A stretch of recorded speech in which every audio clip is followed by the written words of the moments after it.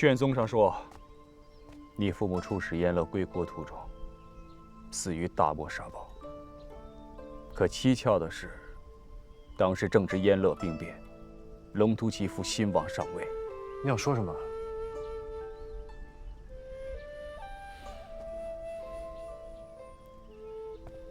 你父母的死也许不是意外，而这个康复师又是龙图其的心腹，很有可能知晓当年的内幕。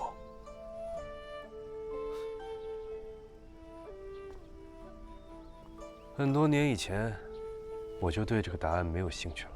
逃避解决不了问题，这个隐痛会一直在，让你辗转难眠，痛苦不堪。我知道这些年你每一天都是怎么过来的。王可武，别太自以为是了。我不是你，你也不可能懂我。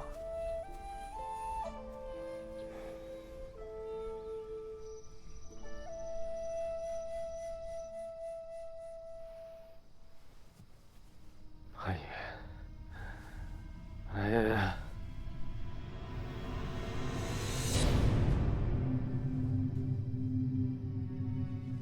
阿姨，我真的不懂，您教。阿姨，阿姨，阿姨，阿姨，阿姨，阿玉，元墨，是我，你没事吧？你做噩梦了？你刚刚一直在喊阿姨。没事，你快睡吧。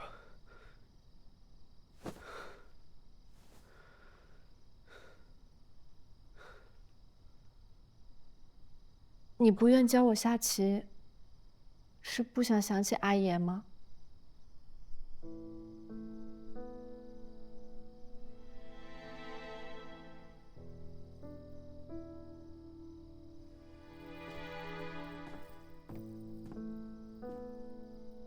其实，能记得阿爷长什么样，也是一件值得开心的事吧。至少你还见过你的父母，还能梦见他们。而我连我父母长什么样我都不知道，连做梦都梦不见。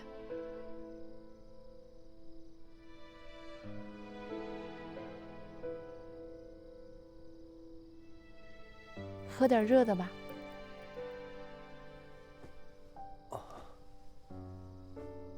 谢谢。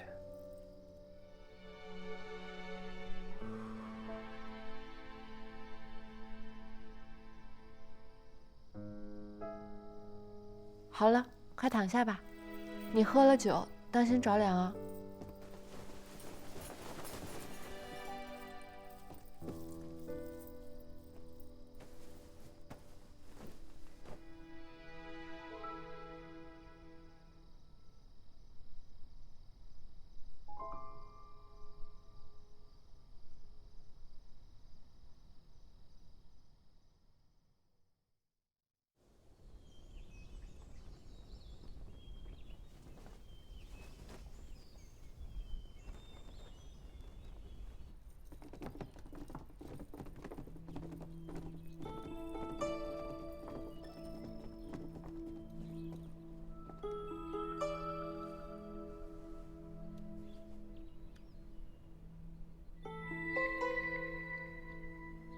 康复时请。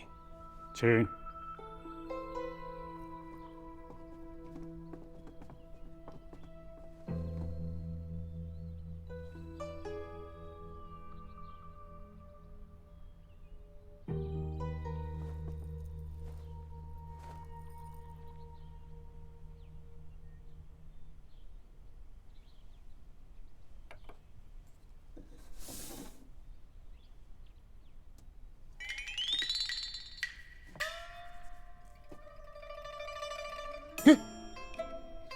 你干什么来了？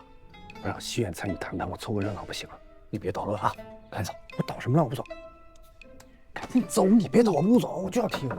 我不走，我不走。王大哥，还是你舒服，连墙角还有椅子坐。你怎么也来了？玉池姐姐叫我来的呀。他人呢？谁叫你来的？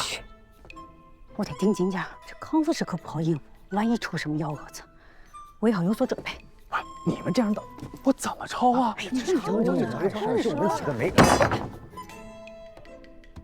出来！啥？出来！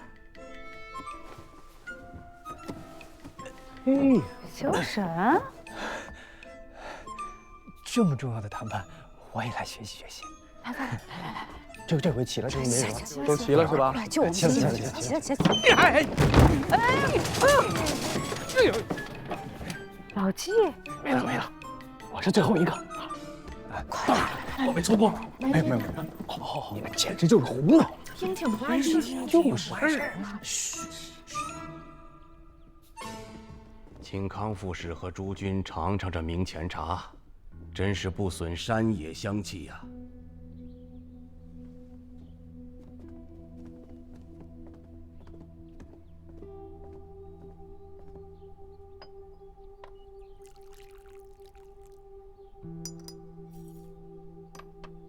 安少卿，这才是我们燕乐的喝法。但可惜的是，龙公子是喝不到了。龙公子之死，我大庸深感遗憾。为顾念大庸与燕乐两方的情谊，大庸愿意做出补偿，以为龙业户丧子之痛。再多的补偿，也换不回龙公子的性命，但却能换回燕乐百姓翘首以待的茶叶、丝绸、瓷器。康副使此行是为两邦互市而来，况且之前的恩怨已被康副使一刀勾销，想必接下来的商谈会进行得很顺利吧。但愿。接下来我和康副使有要事相商，于关主啊，在，待大家一步一旁，详细商谈。是。康副使请。这寒暄完就要开始真刀真枪了吧？安少卿说要给燕乐补偿，这是要让步？燕乐荒漠之地，游牧为生，每年从大庸购买大量的茶叶和粮食。哎呀，今年茶叶本来就丰收，价格本来就低，安少卿应该会故意在茶叶税费和价格上给燕乐一些甜头吧？但之后的粮食和军马才是谈判的硬骨头。对，还想不想听？好，想听就安静点啊。好，安静。嘘。今年运往燕乐的茶叶可以免去所有税费，而且价格可以再降低1成。我燕乐叶虎之子惨死长乐，这就是你们所谓的补偿？过去的事情已经了了，总挂在嘴边，不合适吧？是你们毫无诚意。是你们先没有诚意的吧？去年燕乐卖给我们3000匹军马，今年同样的价格，为何只有2000匹啊？你们不要以为我大庸只能从燕乐购置军马，玉罗的商人可是随叫随到。那你们去找玉罗的商人呀！玉罗的玉石天下无双，但是军马，连我燕乐神驹一条腿都比不上。哎呀，没想到啊，庸国人的眼光如此之差，我谈也罢。燕乐数万军马，可有充足过冬粮草？不卖给我大庸，就得强征百姓口粮。你们就不怕到时候引起民乱吗？你是哪位啊？妄议我方要事，不谈了，请便。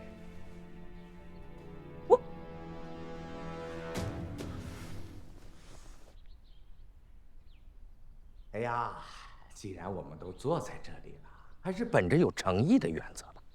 不如这样，我们各退一步，如何呀？于关主，茶叶让利1成已经是极限了。我是上官，我做主。不行啊，关主，我们已经帮他们把价格打下来了。修义，你能不能冷静些？我冷静不了，再降就赔了。坐下，关主，坐下。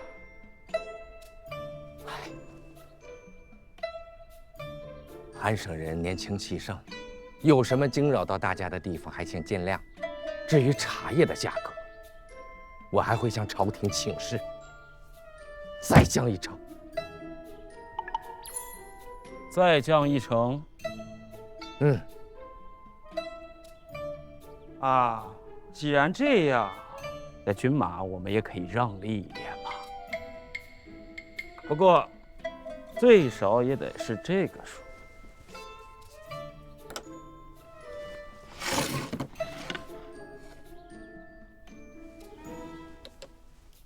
好，那我们就这个数，同时加上这个数的粮草。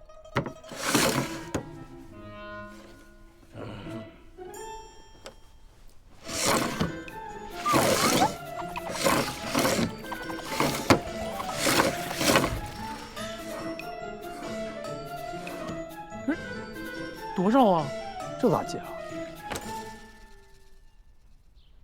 粮草必须得是这个数，不然我没有办法向康复使交代。那军马的等级要再提高一级。你别得寸进尺。不同意。那粮食一颗也别想要，就连之前茶叶的让利也一并取消。我这……哎！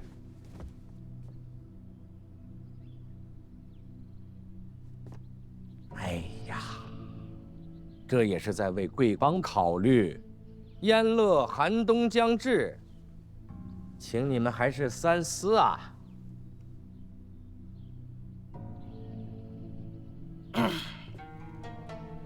哎，也罢，数额呢，我们是认可的。不过我们有一个小小的要求：燕乐和雍国隔着黄沙万里，我们需要一块绿洲作为我们的落脚地。我方要求这块绿洲作为我们交易马匹的落脚地。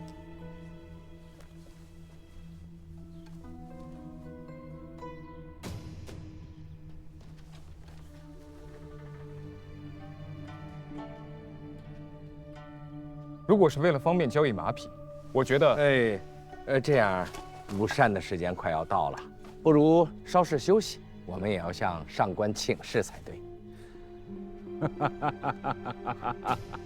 堂堂的大庸国，这点小事还要向上请示，如果连这点要求都答应不了，那军马我们一匹也不会多给。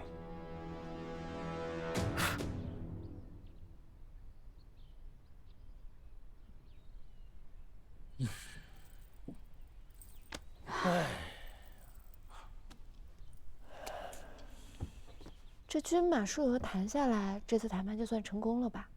应该是，但那块绿洲是怎么回事？那块绿洲的地理水文核实过了吗？反复核实过了，那片绿洲很小，只能做饮马之用，应该没有什么阴谋。还需再谨慎一些，派人去找绿洲附近的各邦使臣，详细查询绿洲的情况。今年燕乐各地气候反常，粮草欠收，也许是灾情严重，不得不赶紧和我们达成协定。你怎么看？我看修义天生就是吃这碗饭的料。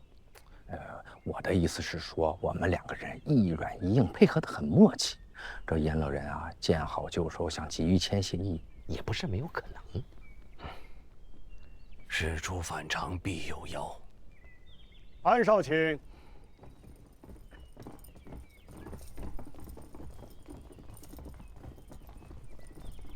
康复使，本使刚接到龙业户的急令，命我马上起征回去。军马交易事关重大，不如咱们尽快签订协议，下回相见须是遥遥无期啊！能早日签约，我们求之不得。但今日想必诸君都累了吧？为尽地主之谊，今夜设宴，欢送康大人。等明日诸君启程之前，我们再签约，如何呀？呀，你们磨磨唧唧的，可……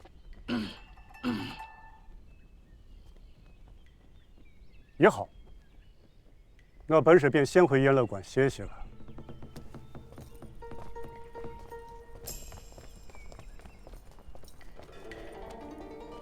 原本我只有5分疑心，被他们催成了7成。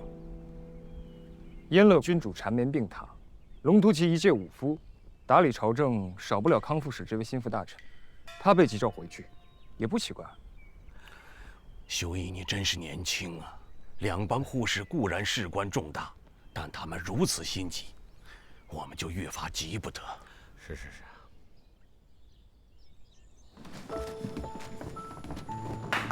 各位，我们问遍了整个西市，都说只是块不起眼的小绿洲。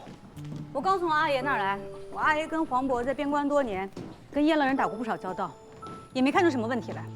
我和小沈问了去过这片绿洲的胡商们，都说没问题啊。会不会是我们想太多了？来，吃点糖糕，边吃边想。我刚在西市买的还热乎呢。我每次一吃甜的都能想出好主意。来，姐姐。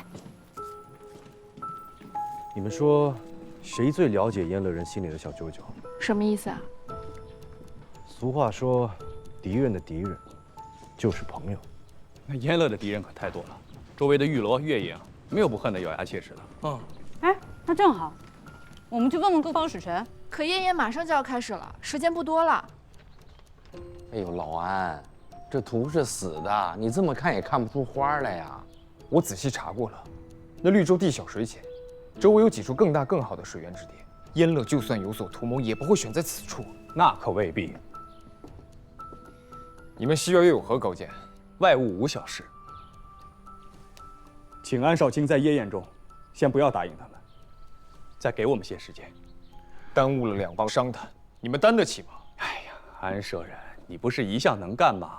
在这夜宴中拖个一时半刻，对安舍人来说也不是什么难事嘛。哼，这是两方宴席宴，你以为跟你们西院平时在四方馆后院聚会喝酒似的？安舍人，别怪我没提醒你，此次两帮会谈是你们东院主导，我们西院是在帮你们排除隐患。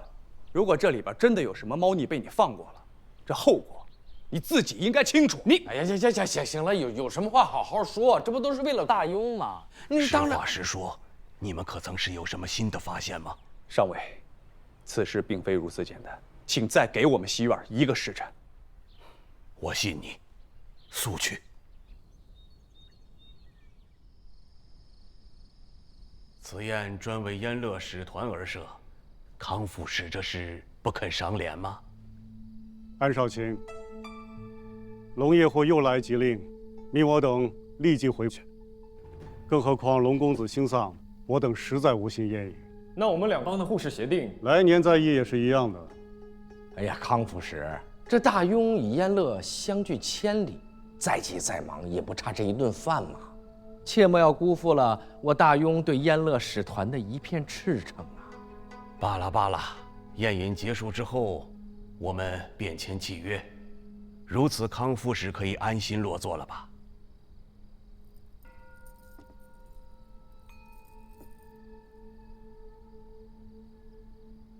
坐。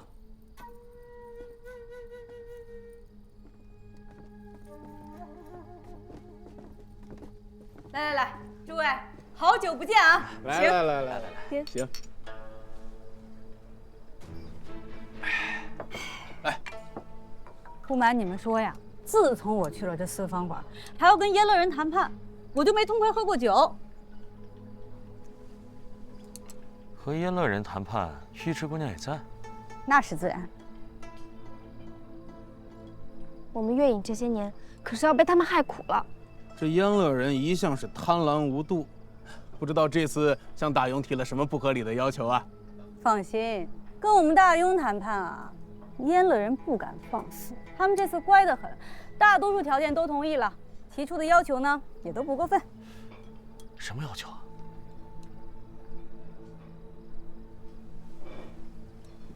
就一块小小的绿洲。安少卿，你们雍国有句诗：“今日良宴会，终有曲散时。”康木已不胜酒力了，我看今日就到此为止吧。啊！哎，长夜漫漫，康副使何必如此心急呀？安少卿，龙夜户之命难违呀。我看我们不如尽快就签。康副使，在启程之前，下官还有一个小小的愿望。请讲。久闻康复石乃燕乐奇胜，数年来未与敌手。我大庸乃其道发源之地，下官也略通其意，不知可有机会与康复石手弹一曲？哎，本官也是久闻康复石奇艺，早就心痒难耐，想要偷师几招啊！安少卿，要么签协定，要么让我启程赶路，什么棋非要在这个时候下呀？安舍人，当着这么多贵客啊，你这个提议实属草率。你没有听说过吗？康复石此生唯一败的一次棋局，就是败在我已故四方使袁汉景的手里。哎呀，可有此事啊？哎呀，失礼了，失礼了。安少卿，这康复使不愿在我大庸对弈，实属正常。这万一再要输一局的话，那棋圣这个名号岂不是啊？原来如此，那本官就不强人所难了。诸君饮尽杯中酒。哎呀，岂有此理！那比就比，你们庸国这么小看我燕乐，康复使，我，哎呀！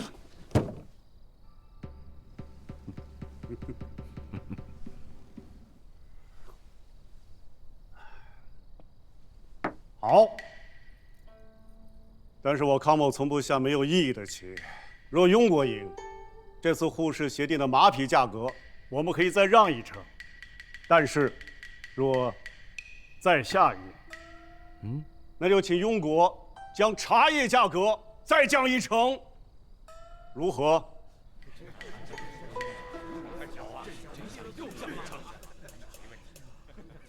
安少卿。怎么不改啊？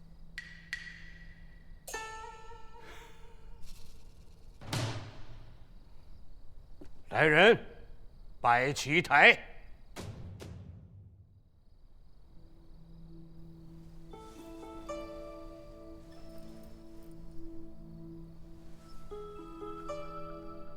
康复使，请赐教。安舍人，请。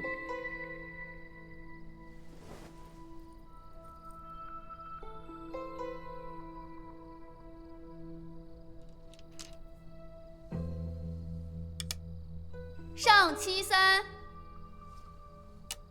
去36。修义虽然年轻气盛，但还是听得进话的。他了解康云海是个棋痴，才想到这个办法拖延时间，实属妙招啊！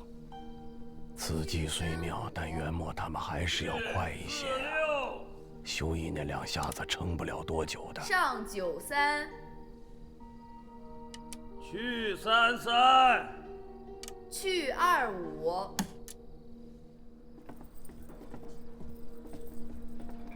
另外2位副使不胜酒力，我已经叫人给他们送回去了。这位玉罗副使一听说绿洲的事儿，吓得酒杯都碰洒，这里面肯定有问题。燕乐和玉罗是近邻，更是世仇。只要对于燕乐有利的事情，玉罗一定不会乐见其成的。阿叔。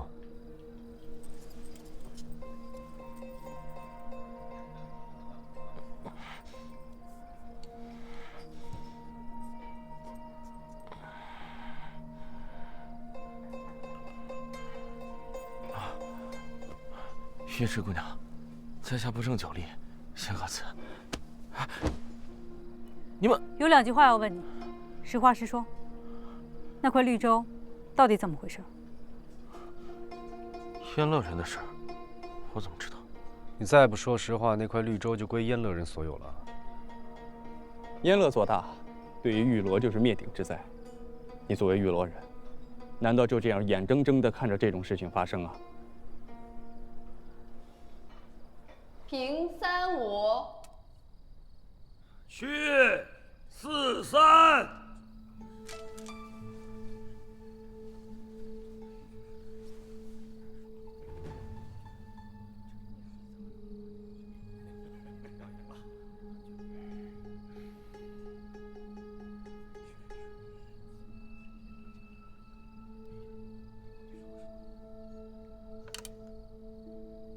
54，去53，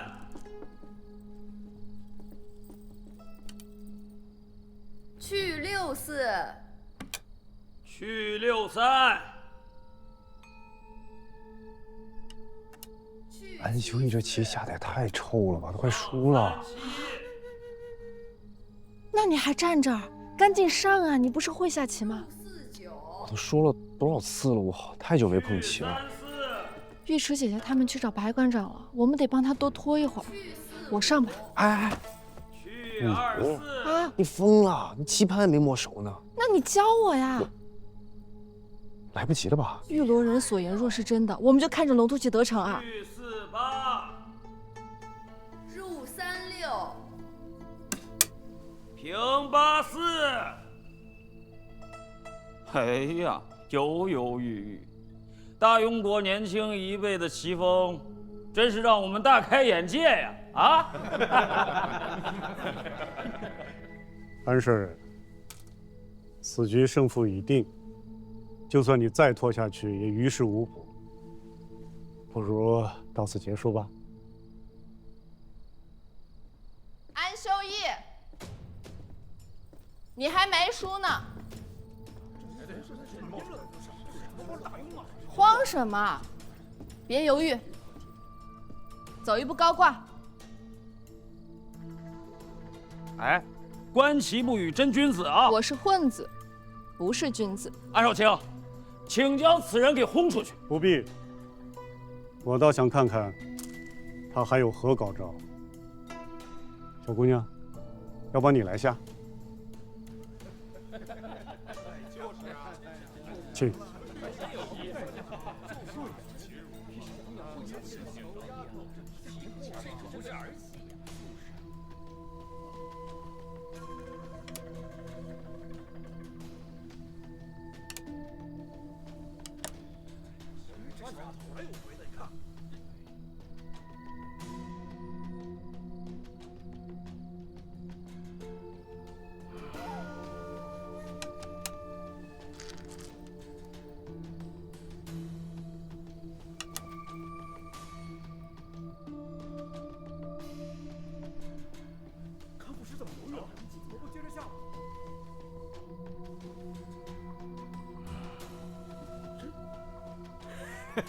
妙招啊！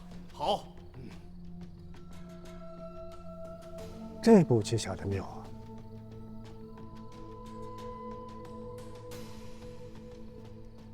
没想到这么多年过去了，还能看见袁汉景当年创下的棋局。小姑娘，你可认识汉景兄？我不认识。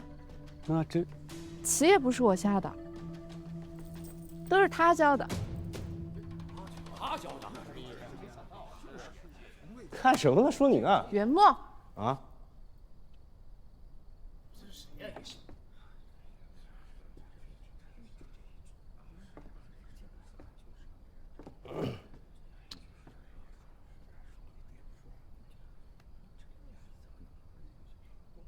没想到康复使竟识得家父棋局。果然是你。当年我痴迷棋道，与你父亲切磋多次，虽然是身份有别，却也称得上棋坛故友。既然是故人之子，我有一物，想必你会想看看。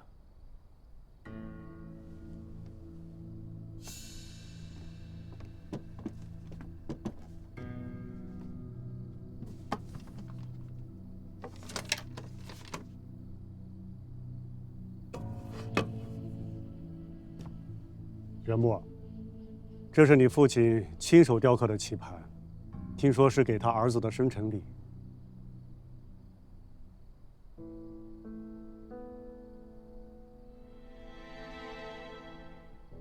这棋盘底下还刻着字呢：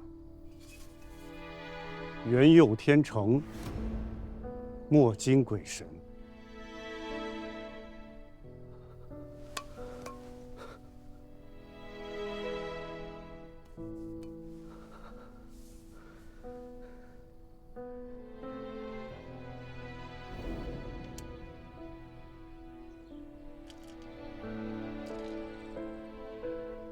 爷，不下了，我们明天就要出使，这棋还怎么下得下去啊？哎呀，阿娘答应你，明年你生辰的时候我们就回来，到时候让你阿爷亲手雕一副玉棋盘、一套玉棋子作为生辰礼，好不好？阿爷不会骗你的。拉钩，拉钩，来，拉钩。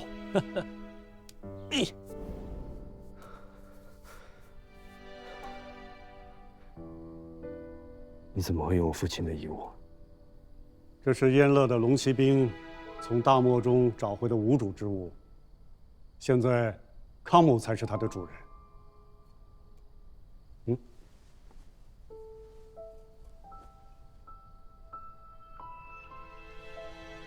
我燕乐素来以强者为尊，你想要此物，就要银本事一举。拿着，你拿来吧。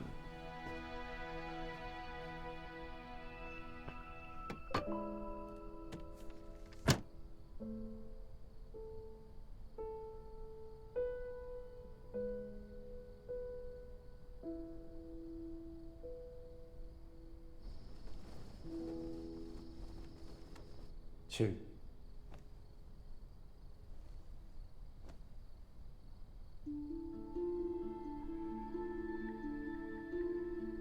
汉女雄仙逝多年，我一直为当年落败于他而耿耿于怀，没想到今天有机会可以一雪前耻。请。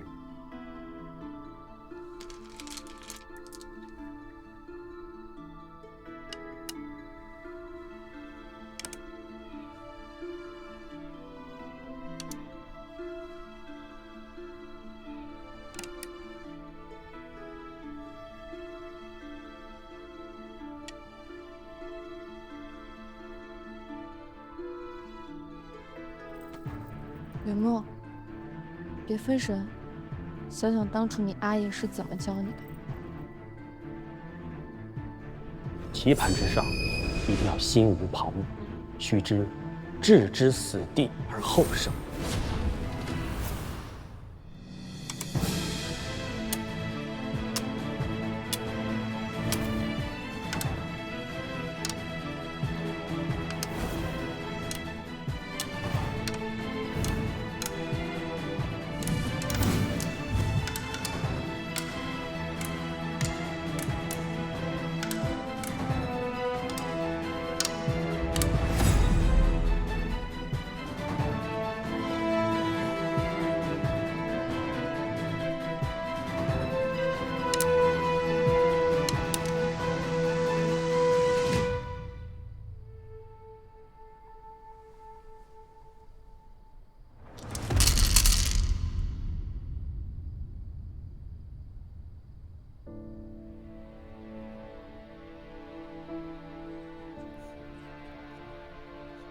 怎么会这样？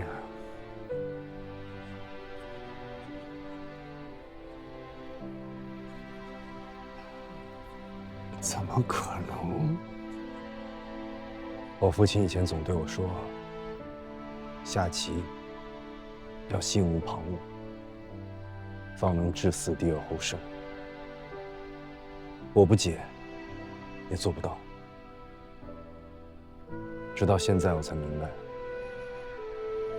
只有忘记输赢，享受对弈之乐，才能在方寸之间，把不可能变为可能。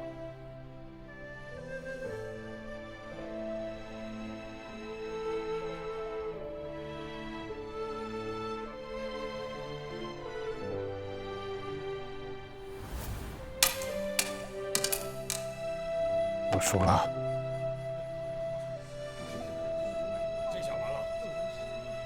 康副使，这胜败乃兵家常事，您这个棋圣的名号在燕乐还是实至名归的。既如此，这副棋盘是我的吧？当然。不但这棋盘是你的，这军马的价格再降下一成。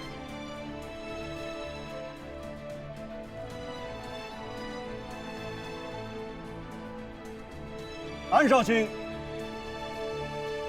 既然这棋也下了，条件我也都答应你了，是不是可以把协定拿出来了？请即刻签订协议，我们赶着回燕乐。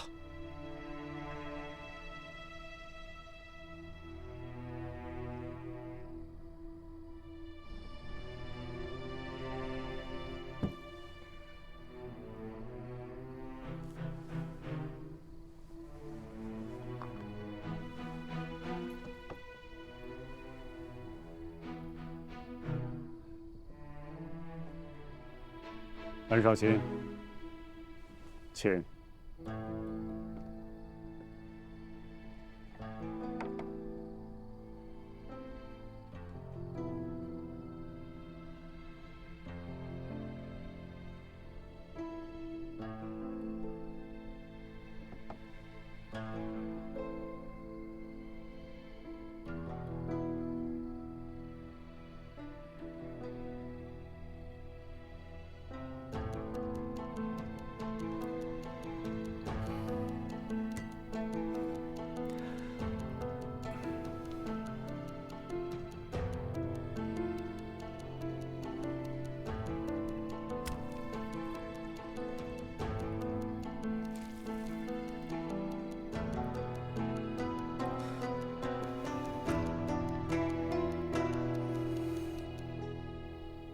且慢！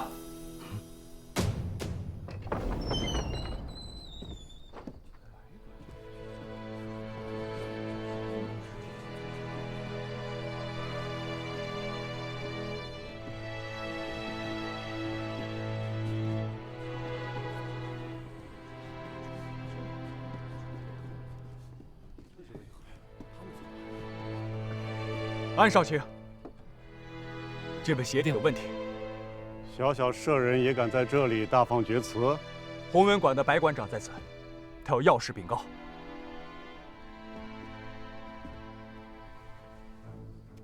安少卿，康副使，有礼了。鸿胪寺乃两邦商议要事之所，安少卿，白馆长是不是来错地方？白某迂腐书生，确实不懂外事。听说燕乐执着于沙漠中一块不起眼的绿洲，白某翻阅了典籍，想与康副使当面求证。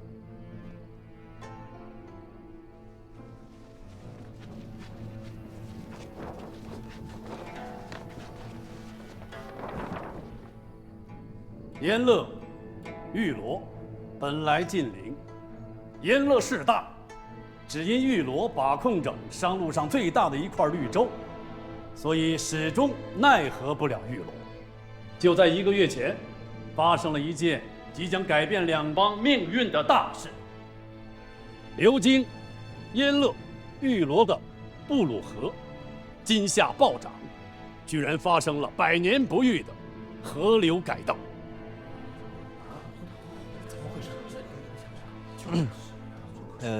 白馆长，我瞎猜的啊，我也不知道对不对。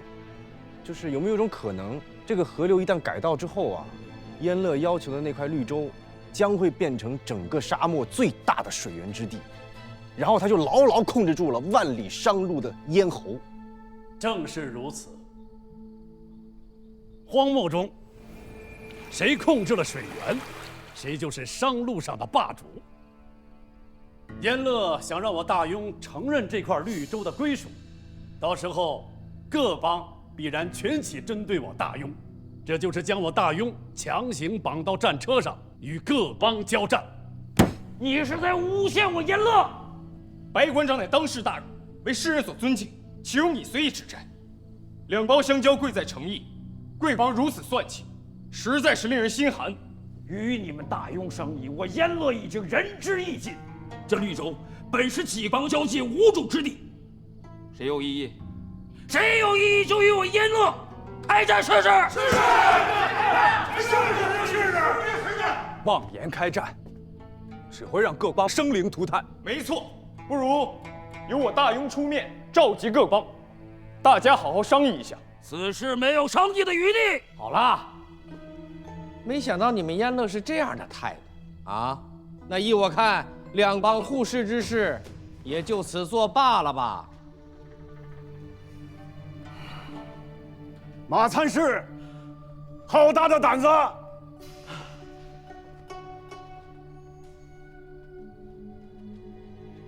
少卿，哎呀，看来贵帮是误会我等了。白馆长所说布鲁河改道之事，我燕乐事先并不知情。两帮岂能因为些许误会，废弃护士之事啊？是吗，安少卿？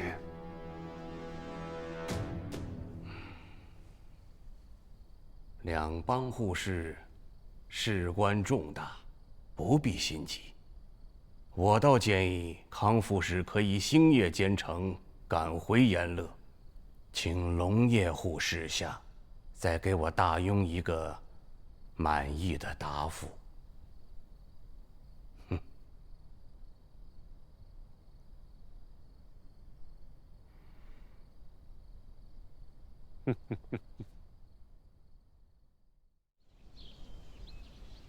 四方馆元末求见。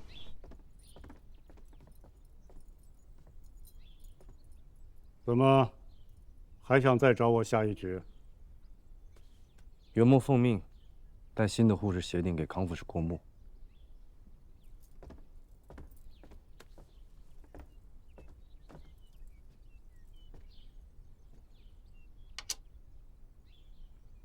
你可以走了。元末还有一事想请问康副使。